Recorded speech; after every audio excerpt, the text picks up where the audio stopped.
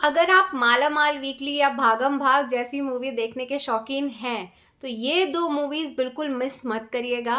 पहले इस review video को देखिए एंड तक, ताकि आपको पता चल जाए कि कौन सी मूवी पहले देखनी है और कौन सी मूवी बाद में देखनी है। हे एवरीवन, कैसे हैं आप सब? आई होप आप सब ठीक होंगे। और आज हम बात करेंगे दो मलयालम डार्क ह्यूमर मूवीज के बारे में, मरनमास और प्रवीण कोदू शापू। ये दो मूवीज मलयालम फिल्म इंडस्ट्री की सोनी लिव पे ऑलरेडी रिलीज हो चुकी है।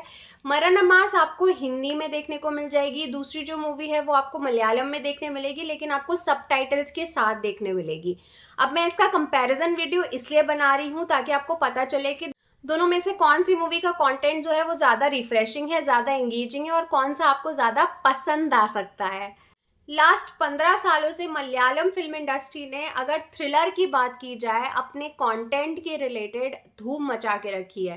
लिटरली अगर आप देखो तो किष्किंदम कदम, सूक्ष्मदर्शिनी जैसी मूवीज ने हमारा दिल छू लिया है। और उसी में से निकल के एक ऐसा एक्टर जिसको हम देख के मतलब ऐसा लगेगा कि इसके ना लुक्स उतने अच्छे हैं ना इतना बहुत अपीलिंग कैरेक्टर है, बट उसकी सिंप्लिसिटी ने ही हम लोगों का दिमाग खराब कर दिया है।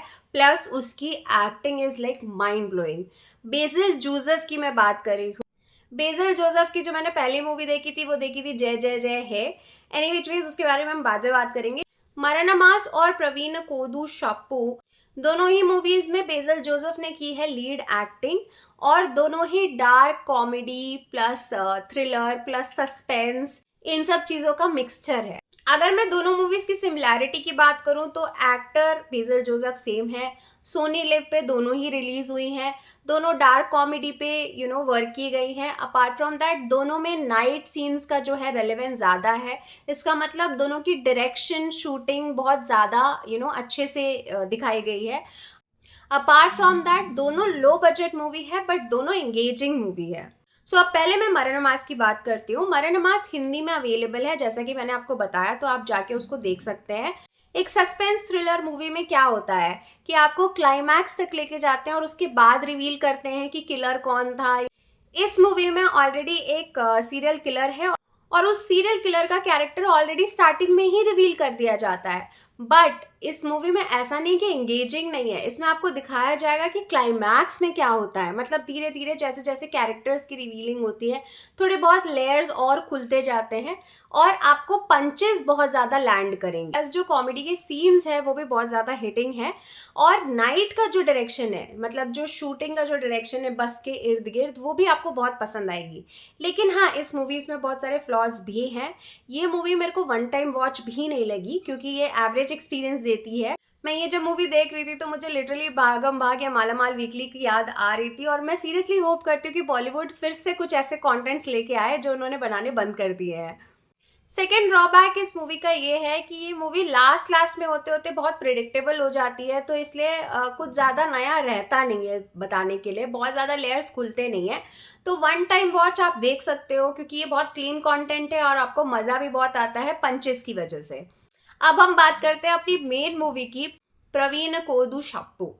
ये मूवी हिंदी में तो अवेलेबल नहीं है, मैंने मलयालम में देखा था बट सबटाइटल्स के साथ। सबटाइटल्स भी उसके बहुत क्लियर से मेंशन्ड है, मतलब मज़ा आता है देख के, हुकिंग है। बट इस मूवी की मुझे सबसे अच्छी बात ये लगी है कि इस मूवी का जो स्टोरी है वो बहुत डिफरेंट है। मतलब एक शॉप है जो कि दारू की दुकान जिसको बोल सकते हैं, मतलब देसी दारू की दुकान जिसको हम बोल सकते हैं, उसके इर्द गिर्द दिखाई गई है। ये भी एक मर्डर मिस्ट्री के अराउंड घूमती है।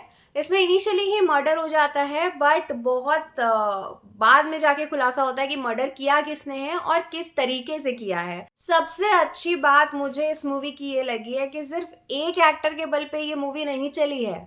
मतलब इसके पंचेस सिर्फ स्टोरी या डायलॉग डिलीवरी की वजह से नहीं है, इसके पंचेस इसकी एडिटिंग, इसकी स्क्रीन टाइमिंग, सारी चीज़ें आपको व्हेन इट कम्स टुगेदर वो आपको हंसा देगी। प्लस एक नया रिफ्रेशिंग स्टोरी का फॉर्मेट है। हाँ, और एक ज़रूरी बात यह है कि इसमें पुलिस की फ्रस्ट्रेशन भी दिखाई गई है कि अगर कोई पुलिस वाला अगर एक कोई केस सॉल्व नहीं कर पा रहा है तो उनकी क्या फ्रस्ट्रेशन होती है, वो कैसे इस चीज़ को उभार के लेके आते हैं। और बहुत सारे डिफरेंट लेयर्स जो हैं वो धीरे धीरे जाके अनवील होते हैं। अगेन इसमें भी बेसिल जोसेफ ने लीड रोल का काम किया है। वो एक पुलिस वाले का कैरेक्टर प्ले कर रहे हैं और उनकी एक्टिंग और कॉमेडी टाइमिंग ना बहुत चुटकियों में पसंद आती है। उनकी डायलॉग डिलीवरी की वजह से उनकी कॉमेडी की टाइमिंग नहीं है, उनकी जो एक्टिंग का लेयर है, मतलब वो कैसे फ्रस्ट्रेट हो रहे हैं, वो कैसे कॉमन ह्यूमन बीइंग से अपना जो रिलेटेबिलिटी दिखाते हैं, वो बहुत मज़ेदार है देखना। स्टोरी मज़ेदार तो है बट मुझे इसमें भी 2-3 ड्रॉबैक्स दिखे हैं। वो ये है कि लास्ट लास्ट में ना बहुत चीज़ें अनसैटिस्फैक्ट्री हो गई, मतलब बहुत ओपन एंडिंग रख दी गई थी। दूसरी बात ये है कि बहुत सारी चीज़ें जब इन्होंने दिखा दी तो वो बहुत ज़्यादा जंबल हो गया, मतलब ऐसा लगा कि ये लोग बहुत सारी चीज़ें दिखाने की कोशिश कर रहे थे बट फिर एट द एंड उसको एक एंडिंग या एक कंक्लूजन पे नहीं ला पाए, मतलब एक साथ मिक्स नहीं कर पाए, वो खिचड़ी बन गया। तो ये एक दो चीज़ मुझे थोड़ी अनसैटिस्फैक्ट्री लगी। बट अगर मैं मरनमास से कंपेयर करूँ तो ये मूवी बहुत उसके कंपैरिजन बहुत ज़्यादा रिफ्रेशिंग है, बहुत ज़्यादा हुकिंग है और बहुत मज़ा आता है क्योंकि इसके जो सीन्स हैं वो आपको एंड तक हुक करके रखेंगे। Last but not the least, इस मूवी में जो प्लॉट्स या कैरेक्टर्स दिखाए गए हैं वो बहुत रॉ टाइप के दिखाए गए हैं। कोई शोशा है या बहुत ज़्यादा हाईलाइट करने की चीज़ें की गई है, नहीं। इस मूवी का मेजर काम आपको जो दिखाई देगा वो editing plus story screen timing पे दिखाई देगा।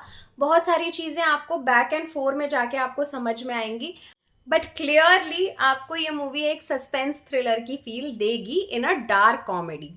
और अगर आपको बेसिल जोसेफ की ये दोनों मूवीज पसंद आई है, यानी कि उसमें उनका कैरेक्टर पसंद आया या उनकी एक्टिंग पसंद आई है, तो उनकी और भी मूवीज के कंटेंट है जो आप हॉटस्टार पे देख सकते हैं, जैसे फैमिली हो गया, पॉन मैन हो गया और जय जय जय है।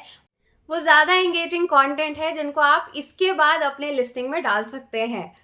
तो अगर आप मेरा ये रिव्यू देख के सेटिस्फाइड हुए हैं तो प्लीज़ कमेंट सेक्शन में मुझे बताइए कि आपको पसंद आया है। प्लस आप मुझे बताइए कि इन दोनों में से आपको कौन सी बेटर मूवी लगी, आपको कौन सा ऐसा पंच था जो आपको देख के मज़ा आ गया है। और अगर आपकी ये दोनों मूवीज़ ख़त्म होने के बाद आप फिर से कोई नया कंटेंट ढूंढ रहे हैं ताकि आप कुछ ऐसा ही ड्रामा मूवी देख सके जो कि आपकी विश लिस्ट में पड़ी रहे और उसको आप बार बार जाके रिविजिट कर सके इन साउथ, वो मैंने ऑलरेडी उसका एक वीडियो बनाया है। तो इस वीडियो को देखने के बाद जाके वो वीडियो भी ज़रूर देखिएगा ताकि आप अपनी विश लिस्ट को और पूरी कर सके।